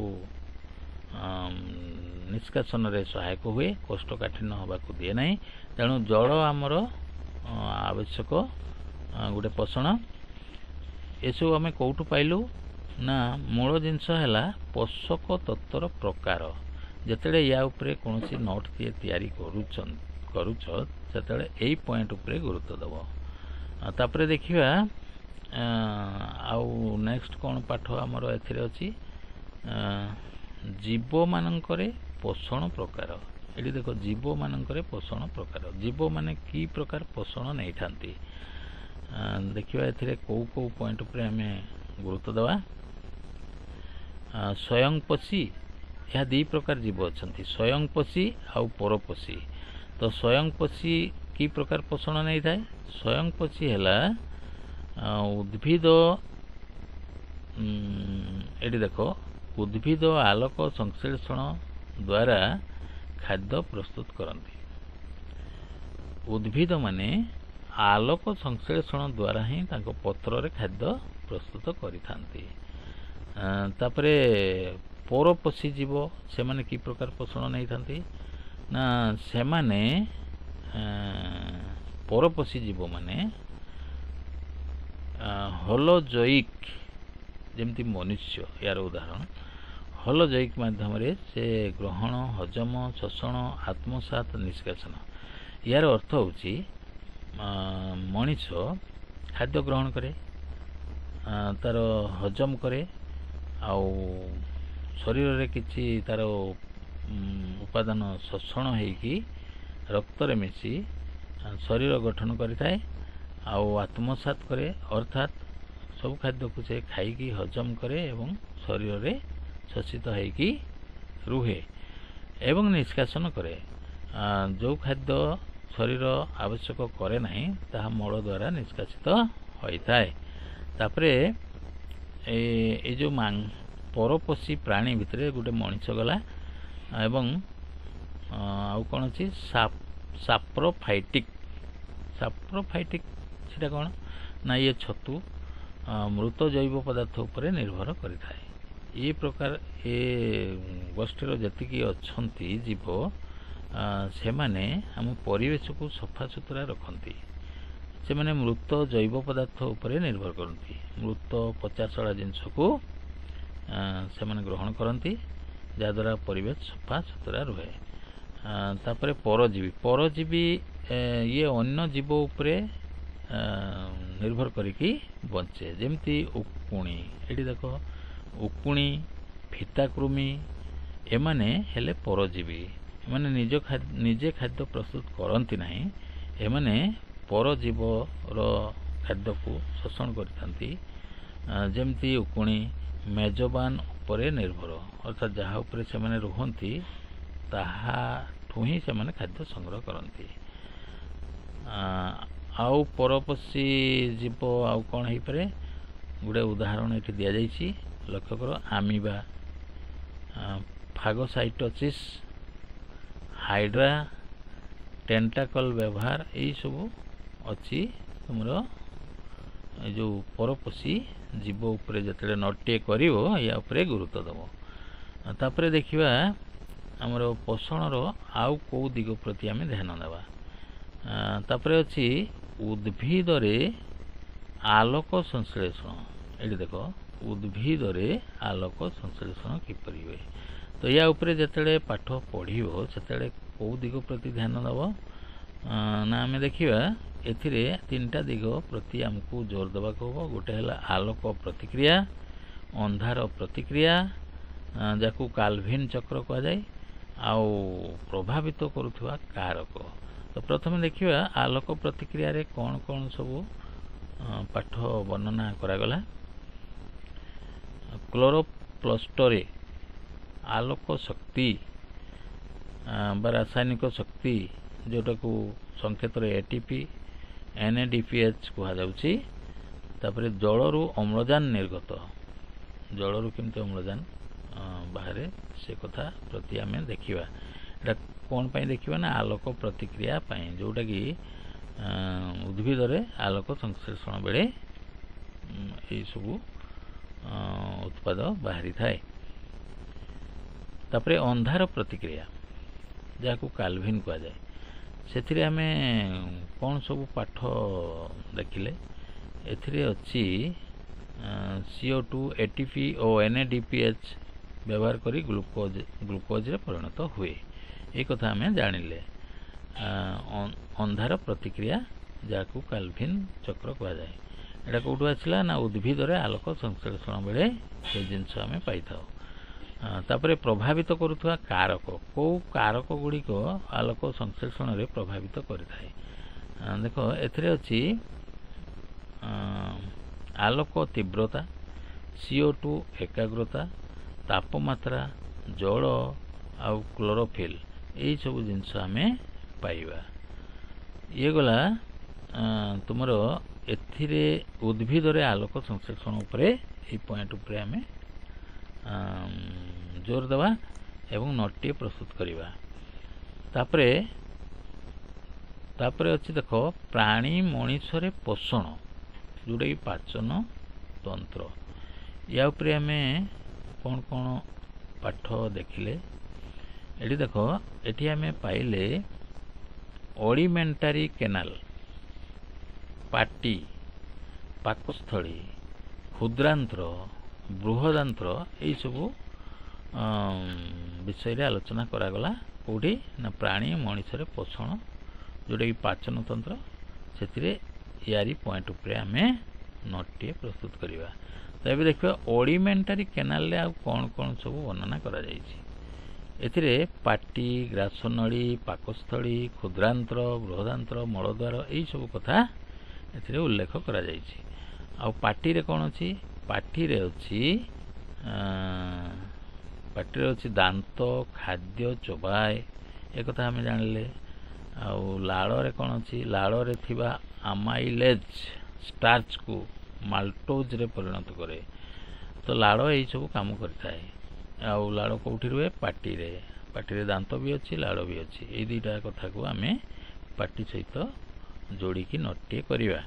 ତାପରେ ପାକସ୍ଥଳୀର କାମ କ'ଣ? ପାକସ୍ଥଳୀରେ ଆମେ କ'ଣ କ'ଣ ଜିନିଷ ଆମ ପାଠରେ ପାଇଲୁ? HCI ଜୀବାଣୁ ମାରେ। HCI ମାନେ ହାଇଡ୍ରୋକ୍ଲୋରିକ୍ ଏସିଡ୍ ଯେଉଁ ଅଛି ଆମର ପାକସ୍ଥଳୀରେ, ସେ କ'ଣ କରେ ନା ଜୀବାଣୁକୁ ମାରିଦିଏ। ଲାଳ ସହିତ ଯେଉଁ ଖାଦ୍ୟ କଣିକା ଯାଏ ସେଥିରେ ଜୀବାଣୁ ଥିଲେ ସେ ମାରିଦିଏ। ତାପରେ ପେପ୍ସିନ୍ ପ୍ରୋଟିନ୍ ହଜମ କରେ। ପେପ୍ସିନ୍ ଗୋଟେ ରସା ଆମ ଶରୀର ପାକସ୍ଥଳୀରେ ଦେଖାଯାଏ, ସିଏ କ'ଣ କରେ ନା ପ୍ରୋଟିନ୍, ଖାଦ୍ୟର ଯେଉଁ ପ୍ରୋଟିନ୍ ଅଂଶ ଥାଏ ତାକୁ ସେ ହଜମ କରିଦିଏ। ଇଏ ଗଲା ପାକସ୍ଥଳୀ କଥା। ତାପରେ ଆମେ ଦେଖିବା କ୍ଷୁଦ୍ରାନ୍ତ୍ର ଆଉ ତାପରେ ଦେଖିବା ବୃହଦାନ୍ତ୍ର। କ୍ଷୁଦ୍ରାନ୍ତ୍ରରେ କ'ଣ ହୁଏ, ସେଠି ଆମେ କ'ଣ ଜିନିଷ ଶିକ୍ଷା କଲେ ନା କ୍ଷୁଦ୍ରାନ୍ତ୍ରରେ ଯକୃତ ପିତ୍ତରସ ପ୍ରସ୍ତୁତ କରେ, ଫ୍ୟାଟ୍ସକୁ ଇମଲ୍ସିଫାଇ କରେ, ଏକଥା ଆମେ ଜାଣିଲେ। ତାପରେ ଅଗ୍ନାଶୟର ରସ, ଟ୍ରିପ୍ସିନ୍ ବା protein, lipase, fat, amylase, carbohydrate, ଅନ୍ତନଳୀ ଏନ୍ଜାଇମ୍ ହଜମ ପ୍ରକ୍ରିୟା ସମାପ୍ତ କରେ, ଭିଲି ହଜମ ହୋଇଥିବା ଖାଦ୍ୟ ଶୋଷଣ କରେ। ଏହିସବୁ ଦିଗ ପ୍ରତି ଧ୍ୟାନ ଦେବ ଯେତେବେଳେ କ୍ଷୁଦ୍ରାନ୍ତ୍ର କଥା ଉପରେ ତୁମେ ନୋଟ୍ଟିଏ କରିବ।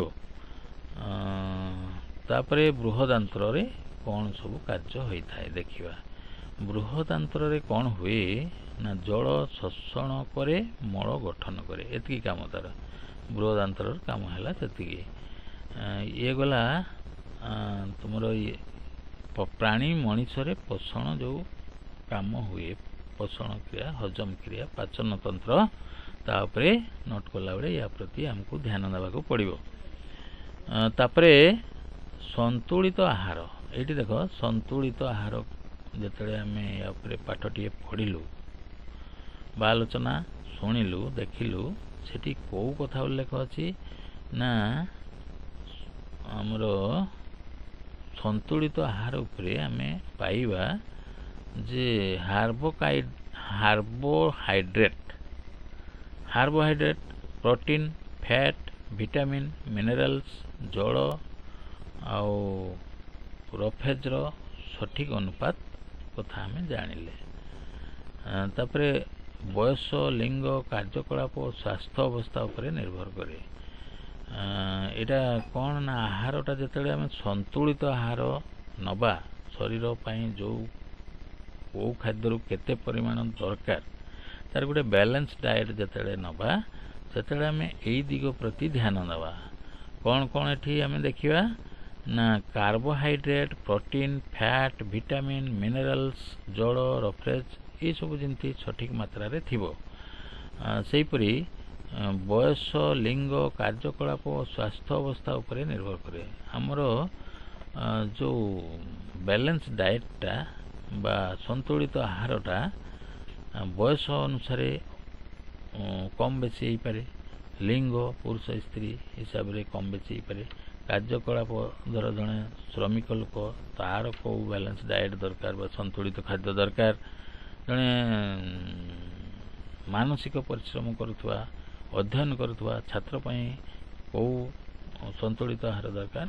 ତେଣୁ ବୟସ, ଲିଙ୍ଗ, କାର୍ଯ୍ୟକଳାପ, ସ୍ୱାସ୍ଥ୍ୟ ଅବସ୍ଥାକୁ ଦେଖି ଆମେ କ'ଣ କରିବା ନା ଏଇ ଯେଉଁ ସନ୍ତୁଳିତ ଆହାର ପରିମାଣଟା ନିର୍ଣ୍ଣୟ କରିବା। ଆଉ ତାପରେ କ'ଣ ଅଛି, ଉଦାହରଣ ଓଡ଼ିଆ ଆହାର। ଏହାର ଉଦାହରଣ ଦିଆଯାଇଛି କେଉଁ ଖାଦ୍ୟରେ ଆମେ ସନ୍ତୁଳିତ ପୋଷଣ ପାଇବା। ଓଡ଼ିଆ ପରିବାରରେ, ଆମ ଓଡ଼ିଶାରେ ଭାତ, ରୁଟି, ଡାଲି, ମାଛ, କ୍ଷୀର, ପନିପରିବା, ଫଳ, ଜଳ ଏଇସବୁକୁ ନେଇକି ଆମେ ସନ୍ତୁଳିତ ଆହାରଟିଏ ପ୍ରସ୍ତୁତ କରିବା। ଇଏ ଗଲା ସନ୍ତୁଳିତ ଆହାର କଥା। ତାପରେ ଆଉ କ'ଣ ଅଛି ପୋଷଣର, ଏଠି ଦେଖ ଅପପୁଷ୍ଟି ଅଭାବଜନିତ ରୋଗ। ଏବେ ଆମେ ଦେଖିବା ରୋଗ ବ୍ୟାଧି ଉପରେ କ'ଣ ସବୁ ପାଠ ଆମେ ଶିଖିଲେ।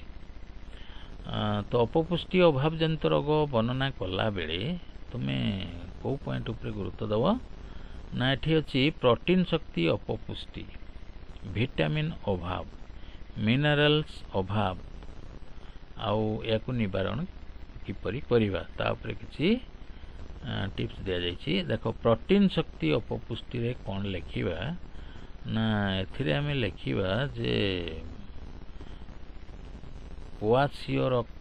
କୋଆସିଓରକର, ଫୁଲିଲା ପେଟ, ପେଶ ଝଡ଼ିବା, ବାମନତ। ତ ଇଏ ଗୋଟେ ରୋଗ ସୃଷ୍ଟି ହୁଏ ଆମ ଶରୀରରେ ଯଦି ସଠିକ୍ ମାତ୍ରାରେ ସନ୍ତୁଳିତ ଆହାର ନ ମିଳିଲା।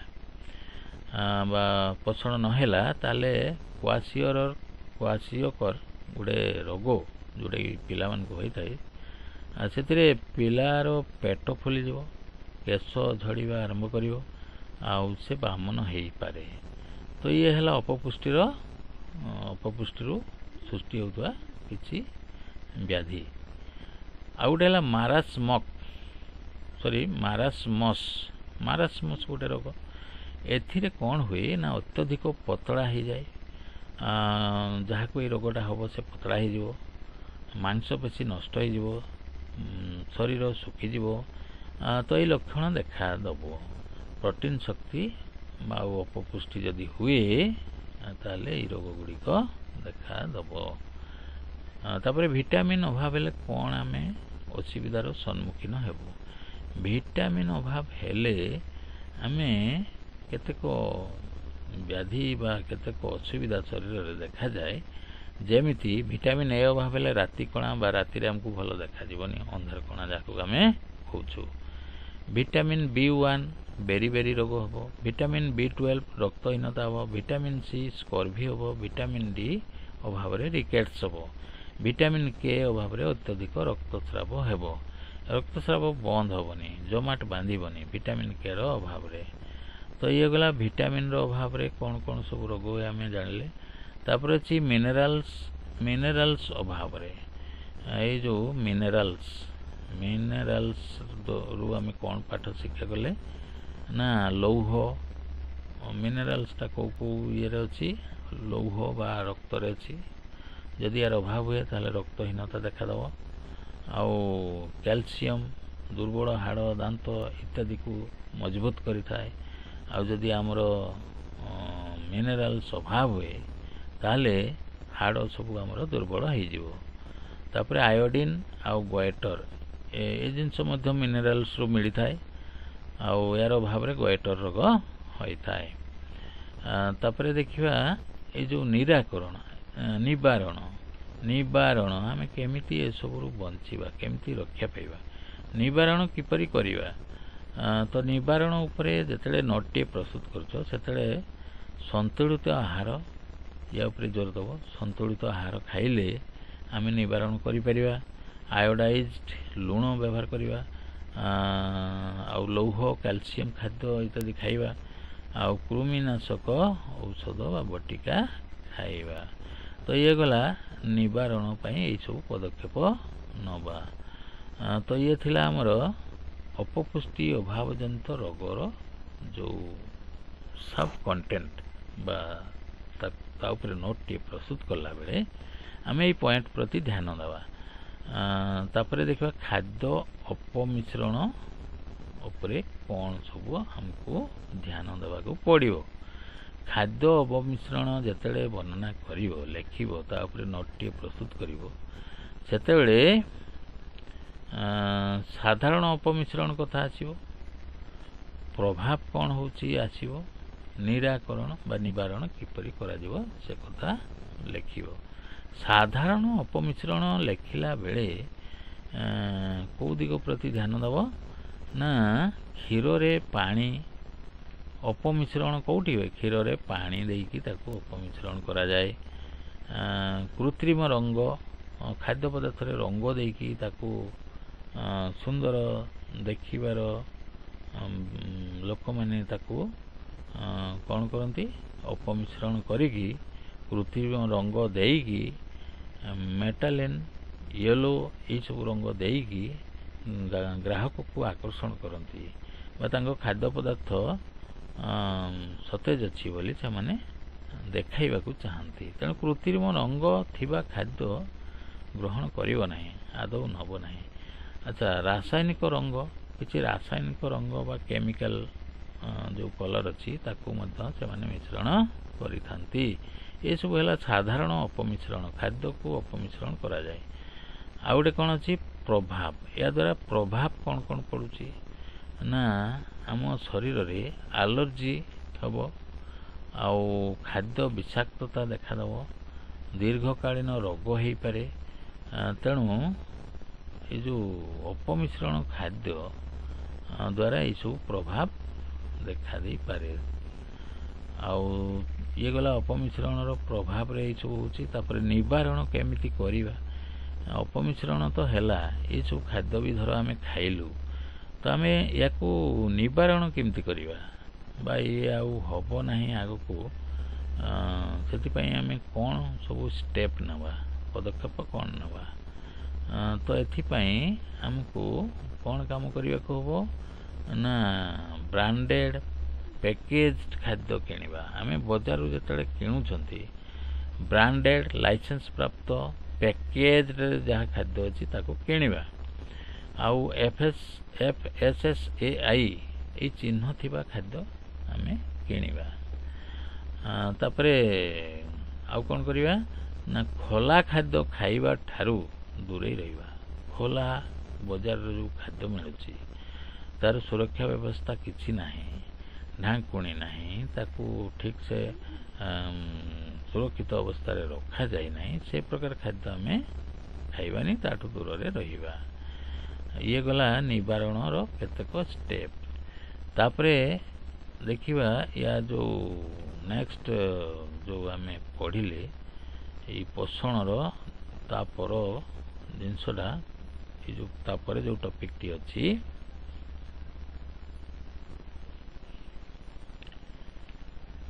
ୟାପରେ ଦେଖିବା ପୋଷଣ ପାଇଁ ଆଉ କ'ଣ ଶିକ୍ଷା ଆମେ ଲାଭ କଲୁ ଏଇ ଟପିକରୁ। ଖାଦ୍ୟ ସଂରକ୍ଷଣ ପଦ୍ଧତି, ଖାଦ୍ୟକୁ ଆମେ କିପରି ସଂରକ୍ଷିତ ରଖିବା, ସୁରକ୍ଷିତ ଭାବରେ ରଖିବା, ଏ ଦିଗରେ ଯେତେବେଳେ ନୋଟଟିଏ ଲେଖିବା କେଉଁ ଦିଗ ପ୍ରତି ଆମେ ଧ୍ୟାନ ଦେବା ନା ଆମେ ଦେଖିବା ଯେ ଖାଦ୍ୟଟା ସୁରକ୍ଷିତ ଭାବରେ କେମିତି ଆମେ ସାଇତି ରଖିବା। ଏଥିପାଇଁ ଆମେ କ'ଣ କରିବା ନା ତାକୁ ଶୁଖାଇବା, ପ୍ରଥମେ ଶୁଖେଇକି ରଖିବା, ଲୁଣିଆ କରିବା, ଲୁଣ ଟିକେ ଦେବା, ହେଲେ ସେ ଦୀର୍ଘ ଦିନ ପାଇଁ, ବେଶୀ ଦିନ ପାଇଁ ସୁରକ୍ଷିତ ହୋଇ ରହିପାରିବ, ଯେମିତି ଆଚାର ଇତ୍ୟାଦିରେ ଆମେ ବ୍ୟବହାର କରୁଛନ୍ତି। ତାପରେ ଚିନି ପକାଇବା, ଆଚାର କରିବା, ଫର୍ମେଣ୍ଟେସନ୍, ଦହି ପାମ୍ପଡ଼ ଇତ୍ୟାଦି କରିବା, ରେଫ୍ରିଜରେସନ୍, ଥଣ୍ଡା କରିକି ରଖିବା, ତାହେଲେ ସେ ଦୀର୍ଘସ୍ଥାୟୀ ହୋଇପାରିବ, କିଛି ଦିନ ରହିବ। ଫ୍ରିଜିଂ କରିବା, ପୁରା ବରଫ କରିଦେବା। ପାଶ୍ଚରାଇଜେସନ୍, ଏସବୁ ନୂଆ ପଦ୍ଧତି ଏବେ ବ୍ୟବହାର କରାଯାଉଛି। ପାଶ୍ଚରାଇଜେସନ୍ କରିବା, ତୁମର ଯେଉଁ ପ୍ୟାକେଜରେ କ୍ଷୀର ଆସୁଛି ସେସବୁ ପାଶ୍ଚରାଇଜ୍ କରାଯାଉଛି। ତାପରେ ବାୟୁରୁଦ୍ଧ ପ୍ୟାକେଜିଂ କରିବା, ବାୟୁ ଯେମିତି ପ୍ୟାକେଜ ଭିତରେ ନଥିବ ସେଇଭଳିଆ ପ୍ୟାକେଜରେ ଆମେ ଖାଦ୍ୟ ରଖିଲେ କ'ଣ ହେବ ନା ସେ ସୁରକ୍ଷିତ ହେଇକି ରହିବ, ଖାଦ୍ୟ ସଂରକ୍ଷଣ ହେଇପାରିବ। ତାପରେ ସ୍ୱାସ୍ଥ୍ୟକର ଅଭ୍ୟାସ ଆଉ ହଜମ ସମସ୍ୟା, ଏ ଦିଗରେ ଆମେ କେଉଁ ନୋଟ୍ ଲେଖିଲା ବେଳେ କାହା ପ୍ରତି ଧ୍ୟାନ ଦେବା? ସ୍ୱାସ୍ଥ୍ୟକର ଅଭ୍ୟାସ, ଆମେ କ'ଣ ଅଭ୍ୟାସ କଲେ ଆମେ ସୁସ୍ଥ ରହିବା, ଆମର ହଜମ କ୍ରିୟା ଠିକ୍ ରହିବ। ତ ଏଥିରେ ଆମର ଦେଖିବା ପାଠରେ ଯେଉଁ ବର୍ଣ୍ଣନା କରାଯାଇଛି, ସ୍ୱାସ୍ଥ୍ୟକର ଅଭ୍ୟାସ କରିବା, ସ୍ୱାସ୍ଥ୍ୟକର ରହିବା ପାଇଁ ଅଭ୍ୟାସ କରିବା, ଆଉ ସାଧାରଣ ସମସ୍ୟା, ଯେଉଁ ସବୁ ସାଧାରଣ ସମସ୍ୟାର ସମ୍ମୁଖୀନ ହୋଇଥାଉ ତା ପ୍ରତି ଆମେ ଧ୍ୟାନ ଦେବା। ନିବାରଣ କେମିତି ହେଇପାରିବ, ଯଦି ସମସ୍ୟାଟା ହେଲା ତାର ତ ନିବାରଣ ଦରକାର ନା, ତାକୁ ନିରାକରଣ କେମିତି କରିବା। ତ ସ୍ୱାସ୍ଥ୍ୟକର ଅଭ୍ୟାସ ଉପରେ ଆମେ କ'ଣ ଲେଖିବା? ଏଠି ଦେଖିବା ଯେ ସ୍ୱାସ୍ଥ୍ୟକର ଅଭ୍ୟାସ ପାଇଁ ଆମକୁ ନିର୍ଦ୍ଦିଷ୍ଟ ସମୟରେ ଖାଇବାକୁ ପଡ଼ିବ, ଠିକ୍ ଭାବେ ଚୋବାଇବାକୁ ପଡ଼ିବ, ଖାଦ୍ୟକୁ ଚୋବେଇକି ଖାଇବା, ପର୍ଯ୍ୟାପ୍ତ ପାଣି ପିଇବା, ପାଣି ଟିକେ ଆମକୁ ପିଇବାକୁ ପଡ଼ିବ, କାହିଁକିନା ଶରୀରର 70% ଜଳ ଦରକାର କରିଥାଏ। ଆଉ ଖାଇବା ପୂର୍ବରୁ ହାତ ଧୋଇବା ନିଶ୍ଚିତ, ଆଉ ବାସି ଖାଦ୍ୟ ଖାଇବା ଠାରୁ ଦୂରେଇ ରହିବା। ଏହିସବୁ ଦିଗ ପ୍ରତି ଆମେ ଧ୍ୟାନ ଦେଇକି ନୋଟ୍ଟା ତିଆରି କରିବା। ତାପରେ କ'ଣ ଅଛି? ସାଧାରଣ ସମସ୍ୟା, ଏଠି ଦେଖ ସାଧାରଣ ସମସ୍ୟାରେ ଆମେ କେଉଁ ଦିଗ ପ୍ରତି ଦୃଷ୍ଟି ଦେବା? ସାଧାରଣ ସମସ୍ୟା ପାଇଁ ତୁମେ ଦେଖିବ ଅଜୀର୍ଣ୍ଣ, ଏଇ କଥାଟା ଲେଖିବ, ଅଜୀର୍ଣ୍ଣ, ଏଇ ସମସ୍ୟାଟା ଆମେ ସମ୍ମୁଖୀନ ହୋଇଥାଉ। ବହୁତ ସମୟରେ ଆମର ଖାଦ୍ୟ ହଜମ ହୁଏନି, ଅଜୀର୍ଣ୍ଣ ହୁଏ, ଏସିଡ୍ ହୁଏ, ଅଜୀର୍ଣ୍ଣ ହେବ, ଏସିଡ଼ିଟି, ଆଉ ଗ୍ୟାସ୍ ଏଥିପ୍ରତି ଇଏ ହେଲା ସାଧାରଣ ସମସ୍ୟା। ଏହା ପ୍ରତି କିଛି ନୋଟ୍ କଲାବେଳେ ଲେଖିବା। ତାପରେ ନିବାରଣ କେମିତି କରିବା, ଏସବୁ ଯଦି ସମସ୍ୟା ହୁଏ ତାହେଲେ ଆମେ ଏହାକୁ କେମିତି ନିବାରଣ କରିବା ବା ଦୂରେଇ ରହିବା। ହାଲକା ଖାଦ୍ୟ ଖାଇବା, ହାଲକା ଖାଦ୍ୟ ଖାଇବା, କମ୍ ତେଲ ମସଲା ଖାଦ୍ୟ ଖାଇବା, ବ୍ୟାୟାମ କରିବା, ଉପଯୁକ୍ତ ନିଦ ମାନେ ଶୋଇବା, ଆମେ ଅନିଦ୍ରା ରହିବା ନାହିଁ। ଏହିସବୁ ଦିଗ ପ୍ରତି ଧ୍ୟାନ ଦେଲେ ଏ ସମସ୍ୟା ଗୁଡ଼ିକ ନିବାରଣ କରାଯାଇପାରିବ। ତ ଇଏ ଗଲା ଆମର ସ୍ୱାସ୍ଥ୍ୟକର ଅଭ୍ୟାସ ଆଉ ହଜମ ଉପରେ ନୋଟ୍ କଲାବେଳେ ଏଇ ପଏଣ୍ଟ ଉପରେ ଆମେ ଗୁରୁତ୍ୱ ଦେବା। ତାପରେ ଶେଷ ଯେଉଁ ପାଠଟି ବର୍ଣ୍ଣନା କରାଯାଇଛି, କିଛି ଜିନିଷ ଆମକୁ ମନେ ରଖିବାକୁ ପଡ଼ିବ। କ'ଣ କ'ଣ ମନେ ରଖିବା ନା, ଏଇଠି ଆମେ ଦେଖିବା ମନେ କ'ଣ ରଖିବା। ଆମର ପୋଷଣ ସୁସ୍ଥତା ପାଇଁ ଆମେ ଏଇ ଜିନିଷ ପ୍ରତି ଧ୍ୟାନ ଦେବା। କ'ଣ 7ଟା ମୁଖ୍ୟ ପୋଷକ ତତ୍ତ୍ୱ ଆମକୁ ଜାଣିବାର ଅଛି। ସେଗୁଡ଼ିକ କ'ଣ କ'ଣ? Carbohydrate, fat, protein, vitamin, minerals, ଜଳ ଆଉ ରଫେଜ। ତାପରେ ଉଦ୍ଭିଦ ସ୍ୱୟଂପୋଷୀ, ପ୍ରାଣୀ ପରୋପୋଷୀ, ଏଇ କଥା ମଧ୍ୟ ଆମକୁ ବର୍ଣ୍ଣନା କରିବାକୁ ପଡ଼ିବ। ଉଦ୍ଭିଦ ହେଲା ସ୍ୱୟଂପୋଷୀ ଆଉ ପ୍ରାଣୀ ହେଲା ପରୋପୋଷୀ। ଏମାନଙ୍କର ଯେଉଁ ଖାଦ୍ୟ ଗ୍ରହଣ କରନ୍ତି ତାର ପ୍ରକାର ଏଇ ପ୍ରକାର: ଉଦ୍ଭିଦ ସ୍ୱୟଂପୋଷୀ, ପ୍ରାଣୀ ପରୋପୋଷୀ। ତାପରେ ସନ୍ତୁଳିତ ଆହାର, ପରିଷ୍କାର ପରିଚ୍ଛନ୍ନତା, ଏଇସବୁ ଦୁଇଟା ଜିନିଷ ଆମକୁ ଧ୍ୟାନ ଦେବାକୁ ପଡ଼ିବ। ନୋଟ୍ କଲାବେଳେ ଆମେ ଲେଖିବା। କାହା ପାଇଁ ଲେଖିବା ନା, ଏଇ ଜିନିଷକୁ ମନେ ରଖିବା ପାଇଁ। ତାପରେ କ'ଣ ଅଛି, ବିଭିନ୍ନ ପ୍ରକାରର ଖାଦ୍ୟ ଓ ସଚେତନତା ଦ୍ୱାରା ଅଭାବଜନିତ ରୋଗକୁ ରୋକାଯାଇପାରିବ। ତାପରେ ଖାଦ୍ୟ ସୁରକ୍ଷା ଓ ସଂରକ୍ଷଣ ସମାନ ଗୁରୁତ୍ୱପୂର୍ଣ୍ଣ। ଏହିସବୁ ଦିଗରେ ଆମେ ଟିକେ ମନେ ରଖିବା ଏବଂ ନୋଟ୍ ପ୍ରସ୍ତୁତ କଲାବେଳେ ଆମେ ଏସବୁ କଥାକୁ ଲେଖିବା। ତ ପିଲାମାନେ, ଯଦି ଏହି ପ୍ରକାର ସଂକ୍ଷିପ୍ତ ନୋଟ୍ଟିଏ ତିଆରି କରାଯାଏ ତାହେଲେ ପରୀକ୍ଷା ପୂର୍ବରୁ ତୁମେ ସମ୍ପୂର୍ଣ୍ଣ ଟପିକ୍ଟିକୁ ପୁଣି ଥରେ ରିଭ୍ୟୁ କରି ପୁନରାଲୋଚନା କରି, ମାନେ ପୁନର୍ବାର ସ୍ମରଣ କରି ପରୀକ୍ଷା ଗଲେ ପରୀକ୍ଷାରେ ଲେଖିବାରେ ବା ଉତ୍ତର ଦେବାରେ କିଛି ସମସ୍ୟା ହେବ ନାହିଁ। ତ ପିଲାମାନେ, ଏଇଠି ଆମେ ଆଜିର ଭିଡ଼ିଓକୁ ଶେଷ କରିବା।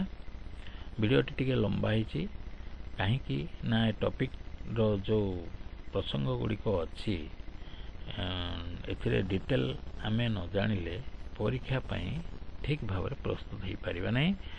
ତ ଭିଡ଼ିଓକୁ ନିଶ୍ଚିତ ଭାବରେ ଲାଇକ୍ କରିବ ବୋଲି ମୋର ଭରସା ଅଛି, କାହିଁକିନା ବହୁ କଷ୍ଟରେ ଭିଡ଼ିଓଟିଏ ତିଆରି କରିବାକୁ ପଡ଼ୁଛି। କେବଳ ପିଲାଙ୍କ ପାଇଁ, 10ମ ଶ୍ରେଣୀର ପିଲା ଯେଉଁମାନେ ଏବର୍ଷ ପରୀକ୍ଷା ଦେବାକୁ ଯାଉଛନ୍ତି ସେମାନଙ୍କର ଉପାଦେୟତା ଏଥିରେ ଅଛି ଏବଂ ଭିଡ଼ିଓକୁ ପ୍ରଥମରୁ ଶେଷ ଯାଏଁ ବିନା ସ୍କିପ୍ କରି ସିନ୍ସିୟରଲି ୟାକୁ ଦେଖ ଏବଂ ପରୀକ୍ଷା ପୂର୍ବରୁ ସଂକ୍ଷିପ୍ତ ନୋଟ୍ଟିଏ ପ୍ରସ୍ତୁତ କରି ପରୀକ୍ଷା ସମ୍ମୁଖୀନ ହୁଅ। ଆଶା କରୁଛି ନିଶ୍ଚିତ ଭାବରେ ସଫଳତା ମିଳିବ ଏବଂ ବିଜ୍ଞାନର ଯେଉଁ ପୋଷଣ ପ୍ରସଙ୍ଗ ଉପରେ ବିସ୍ତୃତ ଭାବରେ ବିନା ଦ୍ୱନ୍ଦ୍ୱରେ ତୁମେ ଲେଖିପାରିବ। ତୁମର ଆଗାମୀ ଭିଡ଼ିଓ ଆସିବା ପର୍ଯ୍ୟନ୍ତ ଟେକ୍ କେୟାର, ଗୁଡ୍ ବାଏ।